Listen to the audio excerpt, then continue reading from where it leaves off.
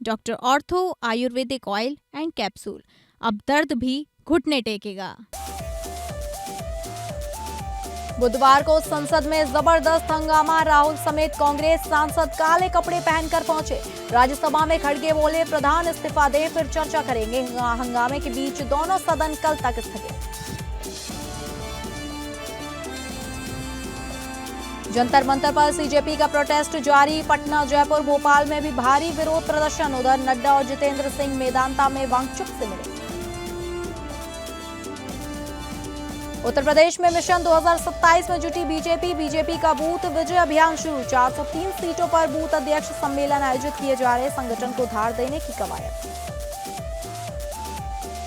Film और TV की दुनिया में झारखंड सरकार की ऐतिहासिक पहल, झारखंड में खुलेगा फिल्म और टेलीविजन इंस्टीट्यूट। मुख्यमंत्री हेमंत सोरेन की उपस्थिति में जेएफडीसी और एसआरएफटीआई के बीच एमओयू पर हुआ हस्ताक्षर।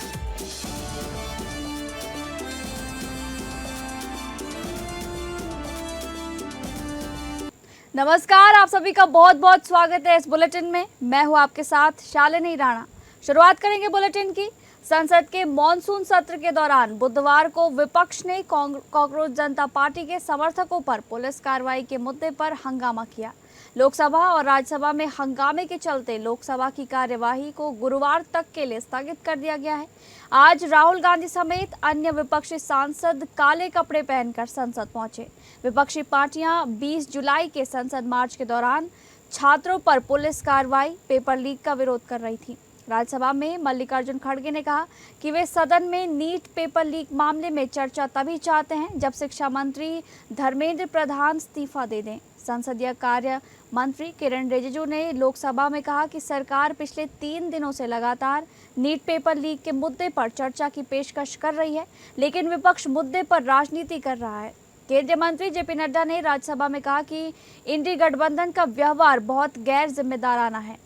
हम संसद में उनके इस लोकतंत्र विरोधी व्यवहार को साफ देख सकते हैं। इसी पर राजनाथ सिंह ने कहा कि दिल्ली में जारी विरोध प्रदर्शन गंभीर चिंता का विषय है। यह अत्यंत दुर्भाग्यपूर्ण है कि हमारे देश के छात्रों और युवाओं को कुछ लोग अपने राजनीतिक स्वार्थों की पूर्ति के लिए एक राजनीतिक औजार के रूप में इस्तेमाल करने का प्रयास कर रहे हैं। वहीं कांग्रेस सांसद प्रियंका गांधी वाड्रा ने छात्रों के मुद्दे पर केंद्र सरकार पर निशाना साधा। उन्होंने कहा कि छात्रों की मांगें जायज है और वे अपने अधिकारों के लिए आवाज उठा रहे हैं। प्रियंका ने आरोप लगाया कि शिक्षा का बजट 1.4 लाख करोड़ रुपए है, जबकि सरकार अडानी और अंबानी के 16 लाख करोड़ रुपए के कर्ज माफ कर रही है।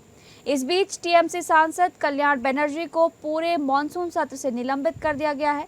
कल्याण के खिलाफ ये कार्रवाई महिला सांसदों के खिलाफ अभद्र भाषा का इस्तेमाल करने पर की गई थी।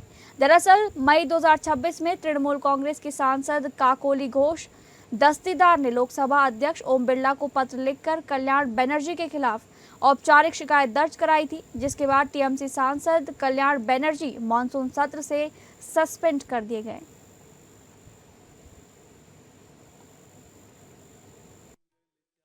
सर, हमारा डिमांड वेरी क्लियर है, education minister should be resign.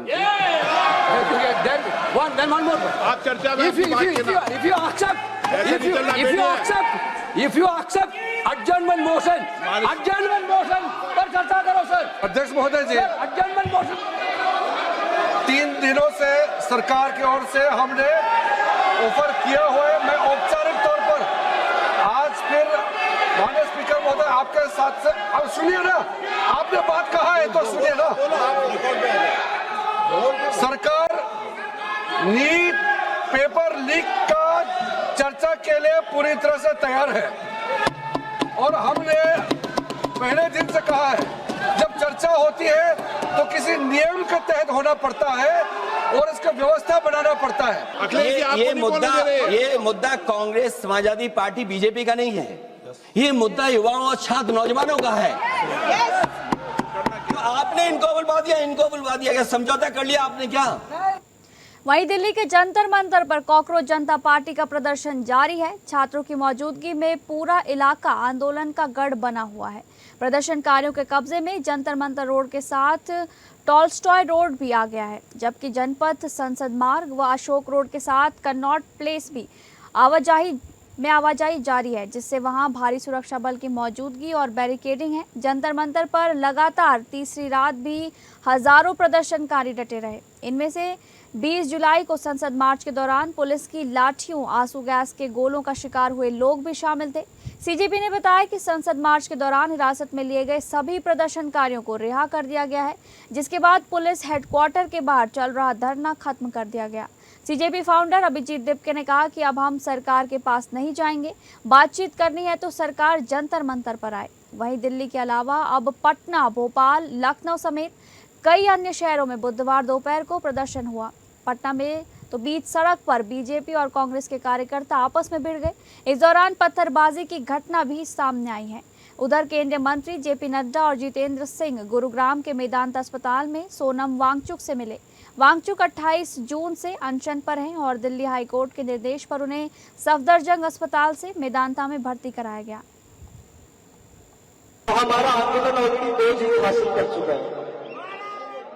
जिस देश में लोग सवाल पूछना भूल गए थे, जिस देश में सरकार को क्रिटिसाइज करना, सरकार से सवाल करने को देश को बांट गया था, उस देश को हमने अब फिर से जगा दिया और अब ये देश उनसे सवाल कर रहा है।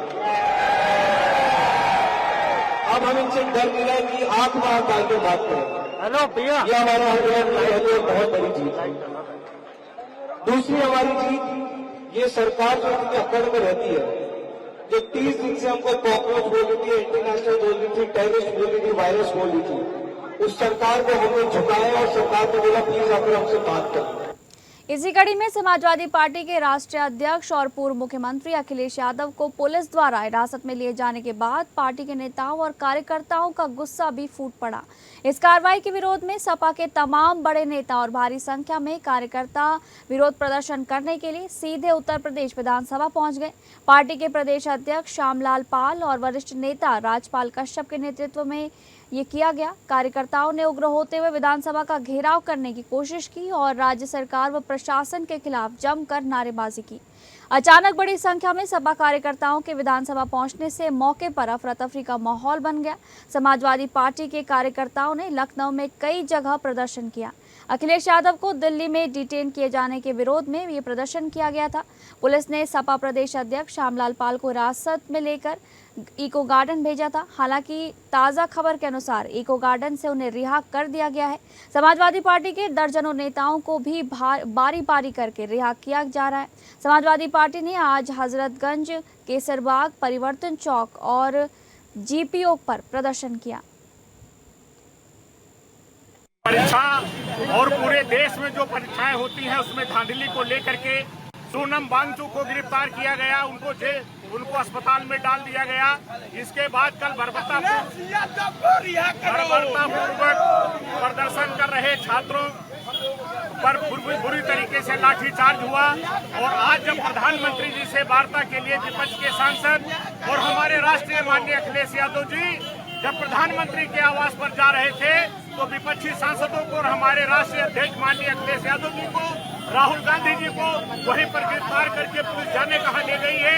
ये लोकतंत्र के विरोधी सरकार है और ये बेईमान और भ्रष्ट सरकार है। इसलिए हम सब लोग सोनम वांगचुक अपने नेता की गिरफ्तारी, माननीय अखिलेश यादव जी की गिरफ्तारी के विरोध में यहाँ पर धरना दे रहे हैं।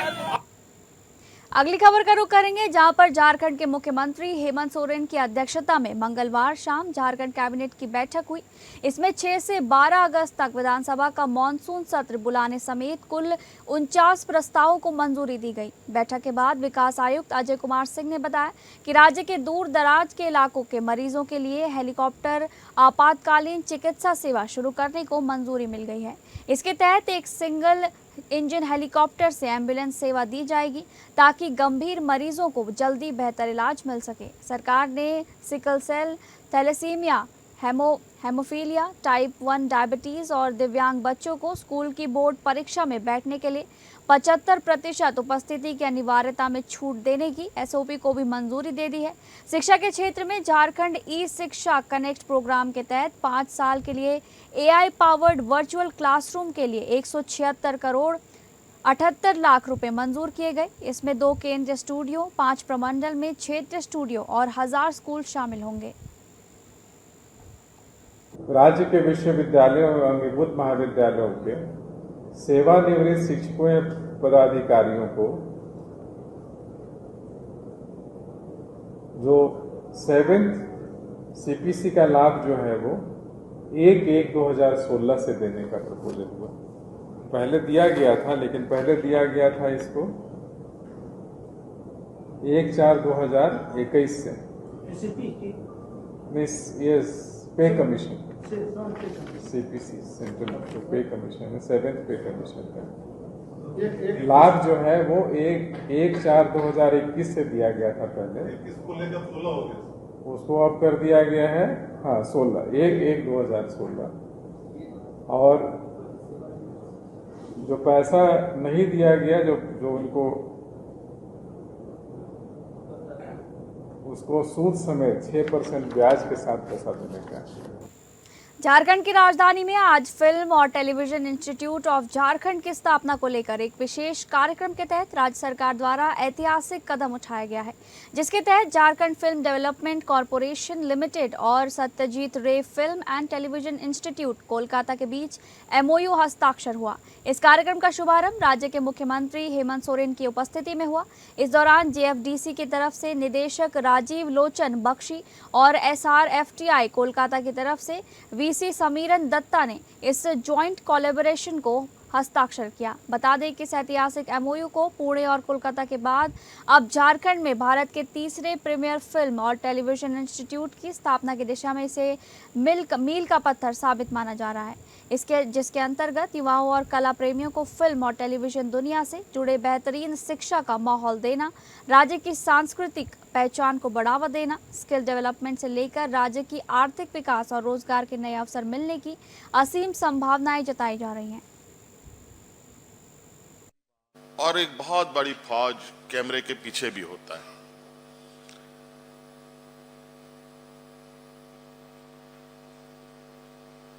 और सभी के पास जो मौजूद हुनर है, उन सभी हुनरों को एक प्लेटफॉर्म पे लाने का काम ही आज ये जो हम लोग पहल कर रहे हैं,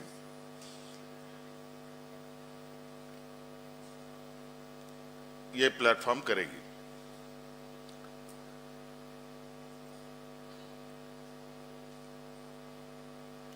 इस व्यस्त कार्यक्रमों में भी आंखों से नहीं, कानों से भी हम सुनते हैं, कभी आंखों से भी देखने का मौका मिलता है। झारखंड में कई प्रतिभाएं जो मुझे लगता है कि आज के दिन में भी उसको अनछुआ है। खबरों के सिलसिले में आगे बढ़ेंगे। उत्तर प्रदेश कैबिनेट की बैठक में कुल 18 प्रस्तावों को मंजूरी दी गई, जिसमें उच्च शिक्षा विभाग से जुड़े कई अहम फैसले भी शामिल हैं। छात्राओं को उच्च शिक्षा के लिए प्रोत्साहित करने के उद्देश्य से रानी लक्ष्मीबाई स्कूटी योजना को कैबिनेट की मंजूरी मिल गई है। वहीं भारतीय ज्ञान परंपरा को बढ़ावा देने के लिए प्रदेश के विश्वविद्यालयों और महाविद्यालयों में शोध पीठ स्थापना के प्रस्ताव को भी हरी झंडी दे दी गई है। इन महत्वपूर्ण निर्णयों पर APN न्यूज ने उत्तर प्रदेश के उच्च शिक्षा मंत्री योगेंद्र उपाध्याय से विशेष बातचीत की। इस दौरान मंत्री ने कैबिनेट के फैसलों की जानकारी दी और दिल्ली में चल रहे धरना प्रदर्शन को लेकर भी अपनी प्रतिक्रिया व्यक्त की। योगी कैबिनेट की बैठक में आज तमाम प्रस्ताव पास किए गए, जिसमें उच्च शिक्षा विभाग से जुड़े भी कई अहम प्रस्ताव रहे। हमारे साथ बात करने के लिए प्रदेश के उच्च शिक्षा मंत्री योगेंद्र उपाध्याय जी हैं। हमारे पार्टी के संकल्प पत्र में था कि उत्तर प्रदेश के अंदर हायर एजुकेशन को प्राप्त करने के लिए जो ड्रॉप रेट थी छात्राओं की, वो बढ़ी हुई थी, उसको कम करने के लिए उनको सुविधा संपन्न बनाया जाए छात्राओं को।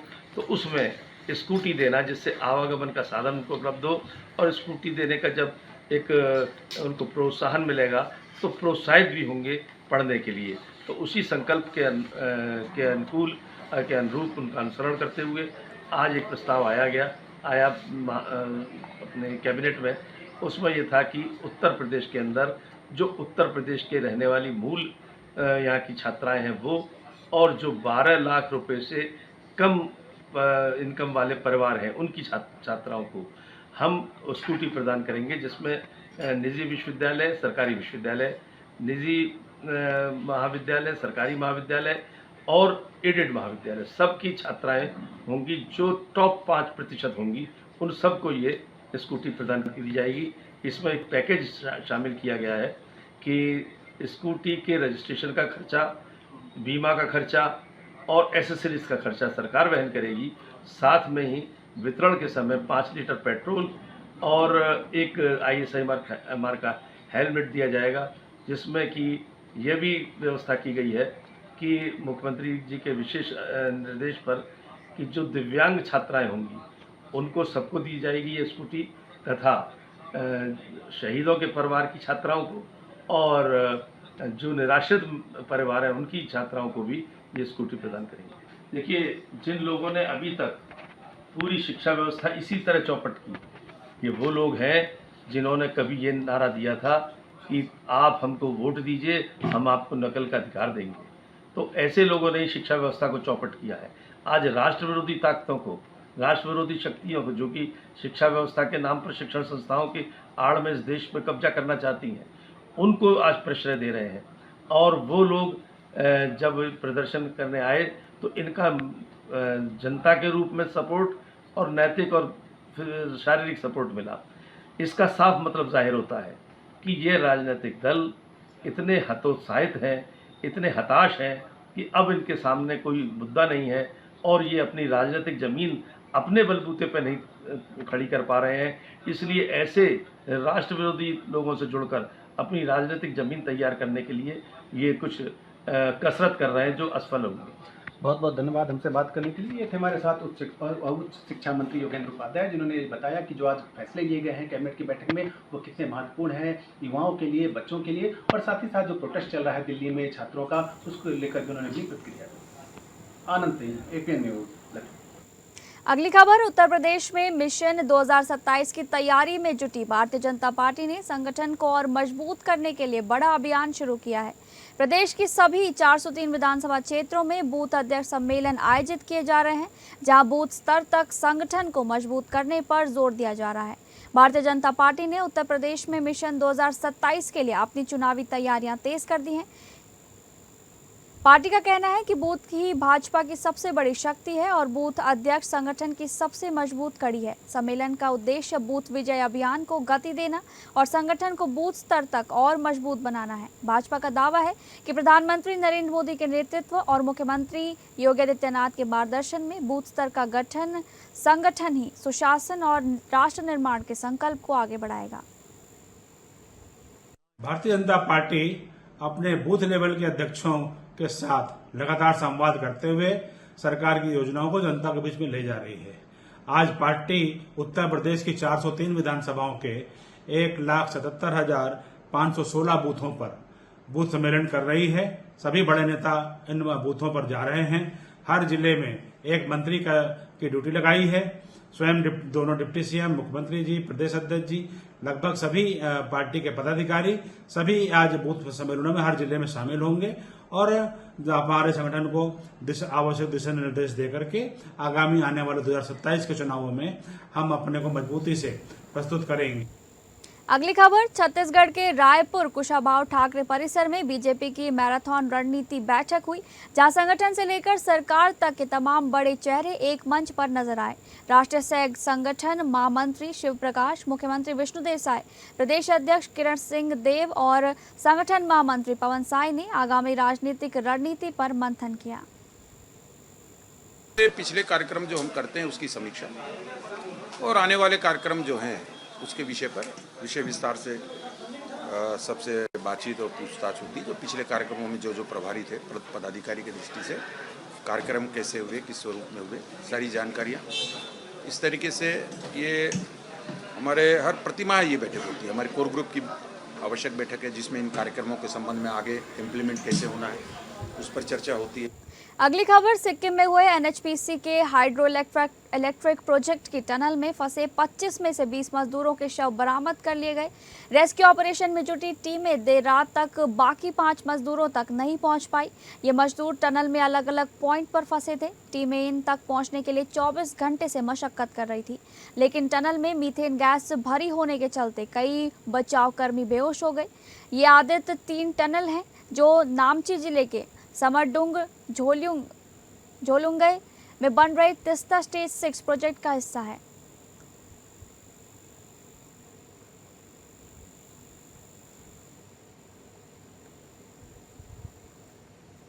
उत्तराखंड के केदार घाटी में मंगलवार रात हुई बारिश के बाद गौरीकुंड से लगभग 1 किलोमीटर आगे छौड़ी के पास केदारनाथ पैदल मार्ग पर बोल्डर और पत्थर गिरने से मार्ग बाधित हो गया है।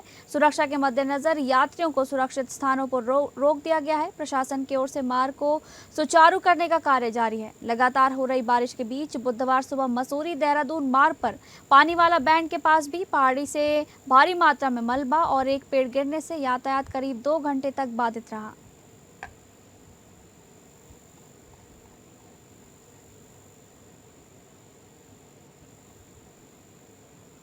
वहीं बिजनौर में जिस महिला की मौत को पहले गुलदार का हमला माना जा रहा था, उस मामले में पुलिस ने चौंकाने वाला खुलासा किया है। पोस्टमार्टम रिपोर्ट और गहन जांच के बाद पता चला है कि महिला की मौत गुलदार के हमले से नहीं बल्कि उसके ही छोटे बेटे ने गला दबाकर की थी। हत्या के बाद आरोपी ने घटना को गुलदार के हमले का रूप देने की कोशिश की। दीपा के ग्राम अजूपुरा जट से डायल 112 के माध्यम से सूचना प्राप्त हुई कि गांव की एक महिला जिसकी उम्र 70 वर्ष है, उसकी गुलदार द्वारा हमला करने की वजह से मौके पर दुखद मृत्यु हो गई है। इस सूचना पर तत्काल थाना पुलिस तथा फील्ड में मौके पहुंची तथा घटना का निरीक्षण किया गया तथा मृतका के शव का पंचायतनामा करा करके पोस्टमार्टम जिला अस्पताल मोची भेज दिया गया तथा इस क्रम में यह अवगत कराना है कि कल दिनांक 21 जुलाई को पंचायतनामा के पश्चात जो पीएम किया गया था उसका रिपोर्ट का अवलोकन करने पर ज्ञात हुआ कि मृतका की मृत्यु गला घोटने के कारण होना पाया गया है। इस क्रम में जब जांच पड़ताल किया गया तथा पूछताछ की गई तो इस पूछताछ के क्रम में मृतका के छोटे बेटे जिसका नाम बहाल सिंह है, उसके द्वारा पूछताछ में बताया गया कि उसका तथा उसकी मां का आए दिन पारिवारिक गलत विवाद हुआ करता था तथा झगड़े होते रहते थे। इसी दौरान ही दिनांक 20 जुलाई को जब मृतका अपने खेत में घास काटने के लिए गई हुई थी, उसी दौरान ये भी खेत में घास काटने गया हुआ था तथा इनमें आपस में कहा सुनी तथा गाली गलौज हो गई, जिससे आवेश में आकर के इसके द्वारा अपनी मां का गला घोटकर हत्या कर दिया गया। अगली खबर लखनऊ के नाका क्षेत्र में डीएवी कॉलेज फ्लाईओवर पर बड़ा हादसा हो गया। बीती रात करीब 12 बजे तेज रफ्तार बिना नंबर की थार ने बाइक सवार 2 युवकों को जोरदार टक्कर मार दी। टक्कर के बाद बाइक थार के अगले हिस्से में फंस गई और करीब 100 मीटर तक घिसटती चली गई। हादसे में बाइक सवार गंभीर रूप से घायल हो गया। आसपास मौजूद लोगों ने पीछा कर थार सवार 2 युवकों को पकड़ा, जबकि एक युवती समेत 3 लोग मौके से फरार हो गए। थार में 4 लोग और 4 युवक और एक युवती सवार थी। पकड़े गए युवकों को पुलिस के हवाले कर दिया गया है। बाइक पूरी तरीके से क्षतिग्रस्त होकर गंभीर रूप से घायल युवकों को अस्पताल में भर्ती कराया गया है।